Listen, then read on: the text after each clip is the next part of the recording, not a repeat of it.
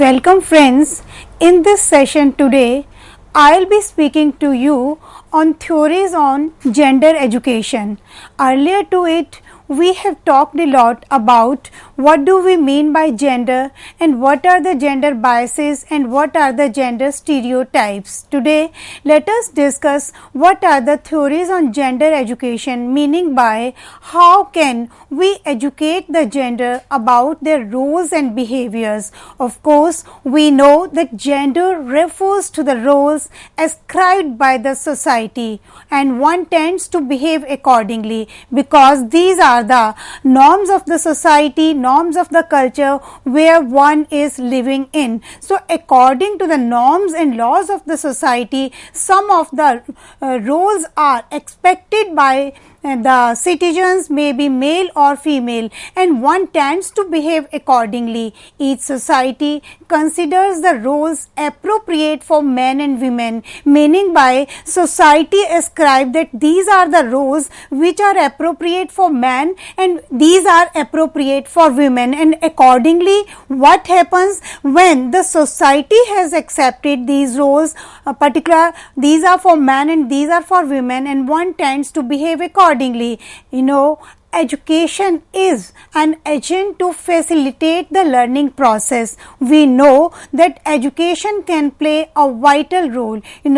Education is a fundamental human right. On one side it is a right, and on another side education is also a mean to acquire the other rights. If one want to be aware about the rights or to avail the rights, this is the education only. So education plays a bigger role in making aware or availing the rights which are of the society. So education is a mean also to acquire the rights of an individual, whereas it is a fundamental right.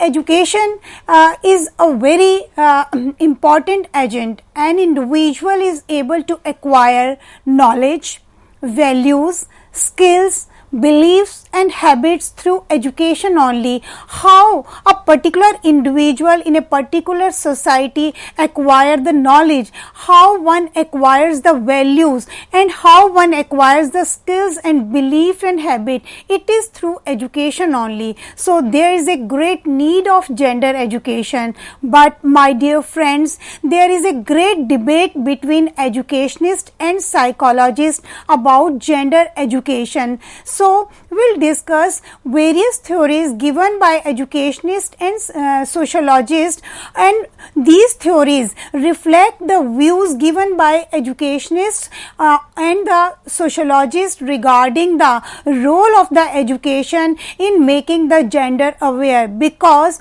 by now we are aware that in spite of so many policies launched by the government, there is still stereotypes in the minds of the learners. So we have to see what do the educationists and sociologists and psychologists say, because there is a debate. So we'll see through the theories given by these scholars, and we will come to know how they want to educate the gender through their views. Gender operates across 4 domains. First, that domain is psychological. Second is cultural, interpersonal and sexual. So these are 4 domains through which gender operates, and again further each domain has 4 central effects like identity, security, belonging and values.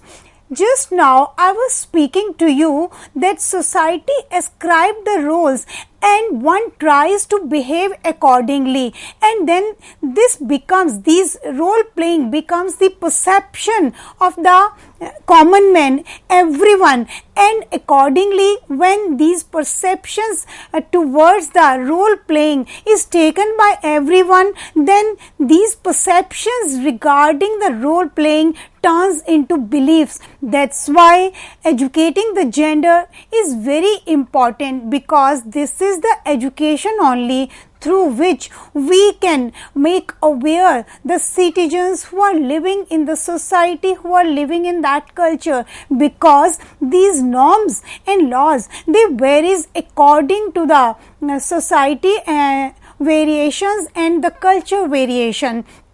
So we will see how we can educate the gender, because we see that still there is a gender bias, because we have to change the mindset of the people and the women itself. I'll give you examples.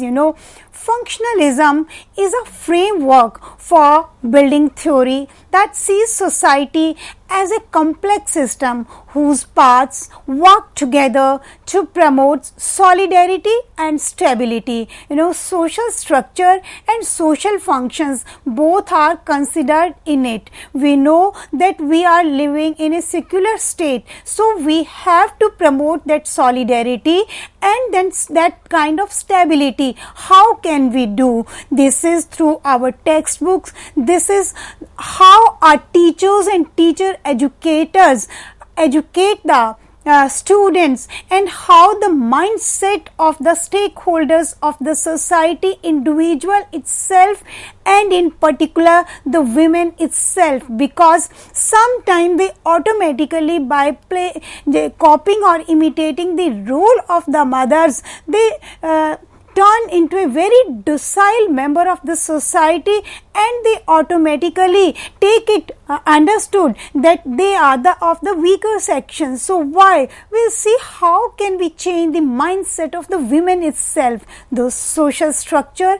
and social functions both are considered in it. We'll see how can we educate and what are the views of the different educationists. A gender education theories. There comes in this category three kind of theories, that is functionalist theory, conflict theory, and symbolic interactionist theory. We will be discussing in detail one by one these gender education theories. First, we see the functionalist theory. What does it say? This theory focuses on the role of education to prepare young people to become a member of society. It takes the form of social control. It means by educating the people through the illustrations of the textbook and through the methodology of the teachers, we can prepare young mind, because we were talking earlier just now few minutes back that we have to set the mind of the people. Unless we change our mindset, the policies started by the government cannot do, because these are the combined efforts of everyone. So it takes the form of social control. When we prepare the young mind, then they will control their mind as a social agent. They see society as a complex system whose parts work together to promote solidarity and stability, and they focus on social structure. According to this theory, in an efficient, a particular class is prepared to work. The feminist movement takes the position that functionalism neglects the suppression of women within the family structure. So we'll see how within the family structure the position of the women is suppressed, or they are given the full right, full status equal to the men, because we are trying to create a society which focus on the equality of the rights or equality of the duties too between women and men. If we talk about conflict theory, this theory talks about social inequality and giving power to those who dominate society. Why one gender dominates the society? Because sometimes these views are passed on from generation to generation, and according to this theory, this conflict theory says that lower classes are trained to accept the power of upper classes. Maybe we are talking about the classes, or maybe we are talking about the gender. So there is a conflict, and this way one part of the society is prepared in a way that you are to work under a particular class. So, one kind of class is being prepared to obey the upper part of society. Here, role of education is considered as a means to maintain structure and creating a workforce, thus leading to capitalism. When one when class of people is being prepared that you are to dominate, and the other class is being prepared as a worker for the other society, definitely it will lead to capitalism.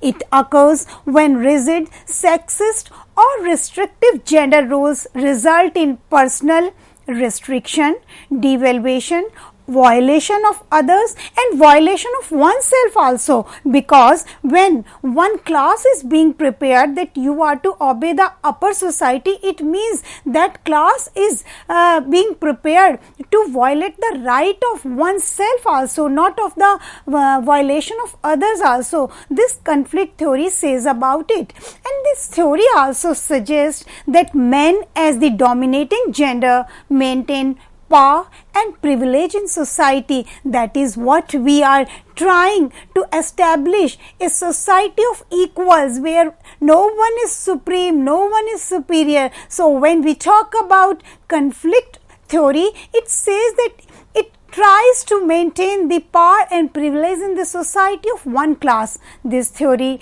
prioritizes the inequality and conflict between men and women. Definitely there will arise a conflict, there will arise a fight, a war between men and women. When in such a situation there is war between the two genders, then definitely there will be no equality in this society, and we cannot establish a peaceful society. Then how can we talk about internationalism?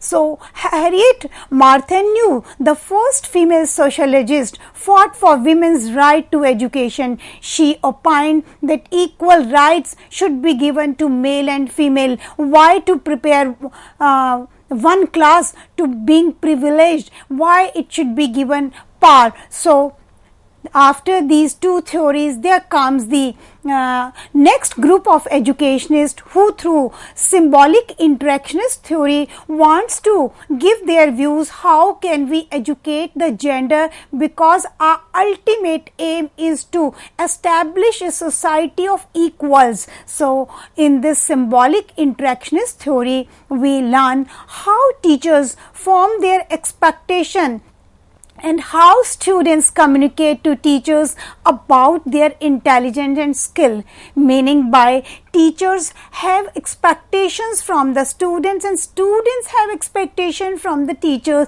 It's a bipolar process. So, how the students convey it is through their intelligence and skill. When teachers try to understand, my dear friends, like when teachers have the expectation from the students, so students by performing through their intelligence and their skill will communicate that expectation. So, from a symbolic interactionist perspective, gender is produced and reinforced through daily interactions and the use of the symbols. So, this way these three theories tell about how the gender education can be done, can be given in this society for the equality. Now, in the second category, we come to discuss the gender socialization theories, because in the very beginning, I spoke to you that there is a debate going on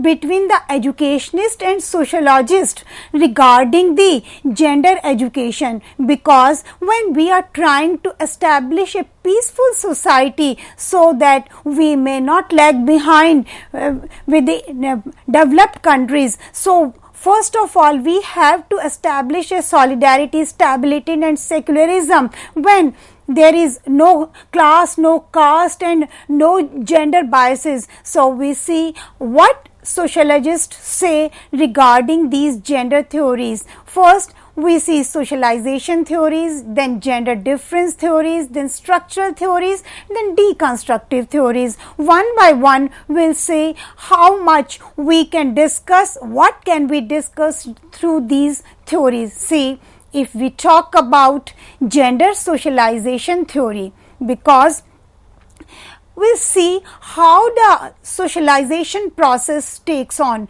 when individual steps in the society and when interacts with the peer group, with the teachers, with the stakeholders and with others, then this socialization process goes on, and education plays a bigger role in socializing the individual. So through this gender stabilization theory, it is a process when everyone is made aware about the role and behavior to be adopted in a group of which they are member. Rules and the laws of the society varies, so it matters in which society we are living in, because the society ascribe the role that these are the role to be played by men and these are the roles to be played by women. There is no strict division, because no one is born with these instincts that these tasks are to be performed by male and these tasks are to be performed by women. What happens? The child just imitate the roles played by the elders. From the very beginning, the daughter imitate the role of the mother and the son imitate the role of the father. So no one is born with the instincts, and now when the women has come out of the four walls of the house to earn for the family, now we cannot ascribe from the side of the society the roles of the male and female, because we are trying hard to establish a peaceful society, a society of equals where no one is supreme. The various factors influence the behavior in socialization process. What is that? Parental attitude. Just now I was speaking to you that the daughters start imitating the role of the mothers and sons start imitating the role of the father.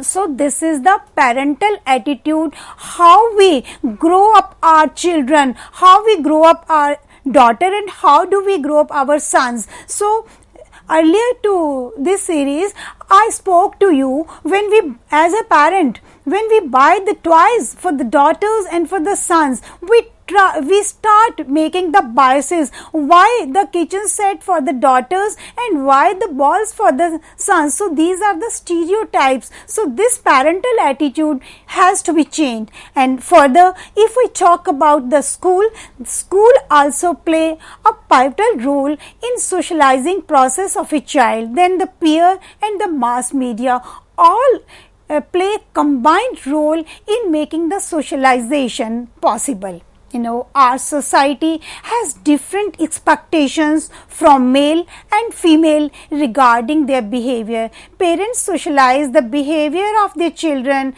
by attributing toys, interaction with their children based on sex, serving as gender models, communicating gender ideas and expectations. So all these contribute in socialization process.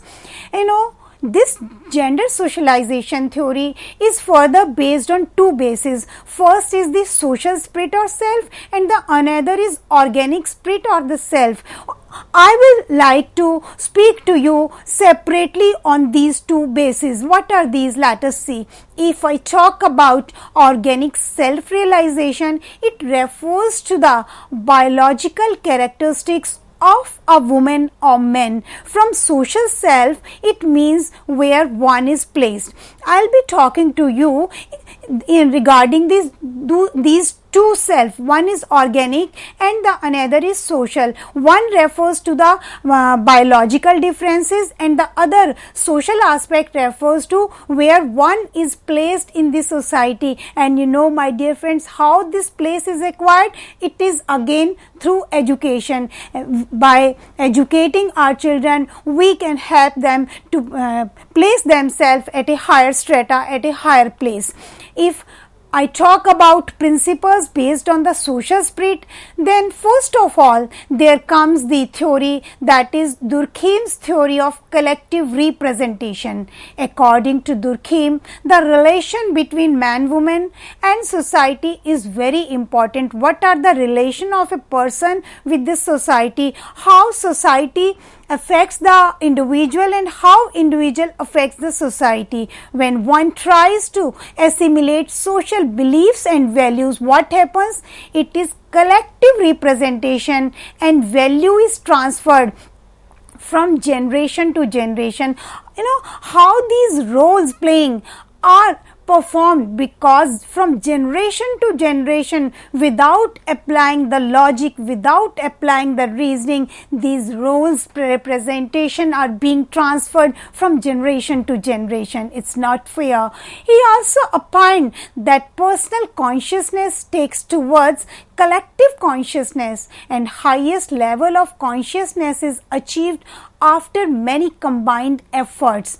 If we talk further about the social self-perception mirror, that is Cooley's theory. He was an American sociologist who in his book Social Organization and Human Nature and Social Order explained how does a biological creature turns into a social creature. See, what I want to say, that Durkheim gave the ideas how one from biological creature turns into a social creature. That is again the role of socialization process. When one steps into the society and interacts with the peer and the other adults, then comes to know that I have to learn so many things, I have to cooperate and I have to learn this socialization process. This is how one turns from biological creature into a social creature. Cooley opined that self and society cannot be separated, and three things are important: what others think of me. Second, what do I think about myself in terms of opinion of the others. And the third, very important, is what I think of myself as I think about myself.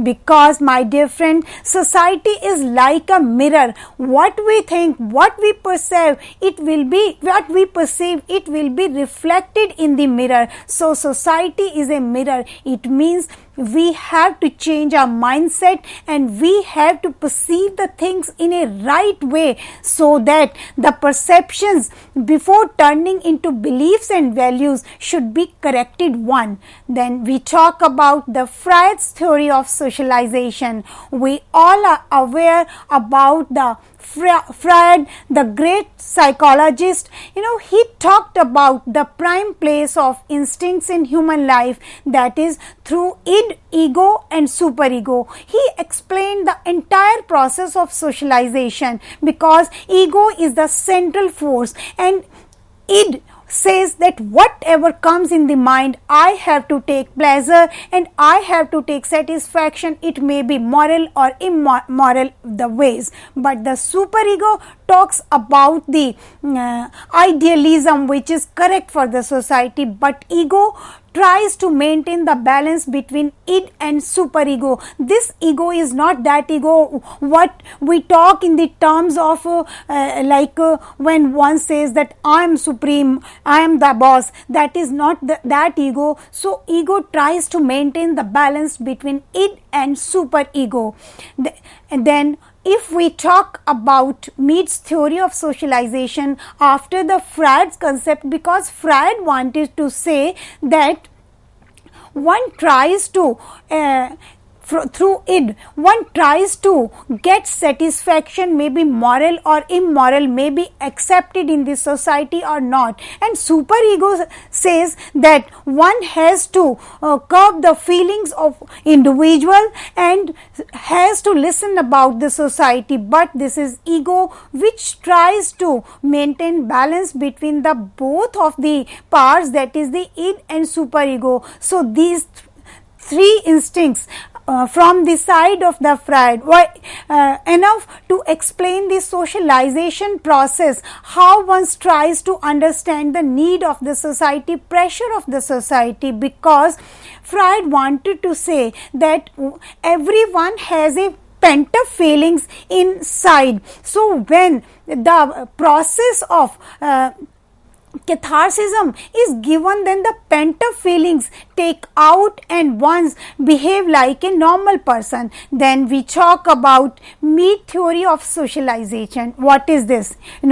George Mead was a philosopher and social psychologist. He was a teacher in America. He wrote one article titled as Mind, Self and Society Together, and published in 1934 and became popular when in 1934 his book, which was the title as Mind, Self and Society, published. He became popular because the ideas which were presented, which were advanced in the book Mind, Self and Society Together, were accepted and very much commended by the people. So he became popular on the basis of it, because he opined that the development of soul is in fact by stimulation, and for this children have to undergo the three process. First is the preparatory stage, that is 1 to 3 years. In that stage, the child sometime accept the toy, sometime play with the same toy, and sometime without knowingly, without any emotion, just throw away the same toy. And in the play stage, this is the stage of after 3 years, where the child starts loving his or her own toys. Then the game stage, this is the stage of after somewhat near about 4 years. Here the child comes to know about the environment and starts loving his or her own toys. Then we talk about the organic spirit. The principles based on the organic spirit are based on transmission, then principle of reinforcement, then principle of modeling, then principle of verbal instruction, and principle of reciprocity, and principle of conformity. In brief, I'll be speaking to you about all the principles. What is this? Transmission. Some behavior patterns are transmitted from generation to generation, and children learn such behavior from their parents directly or indirectly. If we talk about principle of reinforcement, this reinforcement can be given verbal and non-verbal in the form of reward or punishment. And reinforcement plays a greater role in shaping the behavior of children. Then further, if we talk about principle of modeling, socialization is influenced by the factor that who is the model of the children, whom the child is imitating, as the children like to copy the person who influenced them in real or in imagination. Then principle of verbal instruction, parents, teachers and other adults try to teach children verbally how they should behave. This is the way how socialization of small children starts. Then principle of reciprocity. There is always interpersonal reactions between oral tendencies of a person and social tendencies. It takes to socialization process. It matters that individual influence the society or society influence it. And in the end, the last is the principle of conformity. In the primary socialization, child follow the rules set by parents and it is forced. It is not fully possible. This theory guides desocialization and resocialization throughout life. So we see that through these principles we come to know how the different sociologists and different educationists have their views regarding the principle of conformity and the other principles or which are just passed on from generation to generation. So These are the theories which have been given by different educationists, which are enough to tell us how we can educate the gender, which is the need of the hour. Thank you.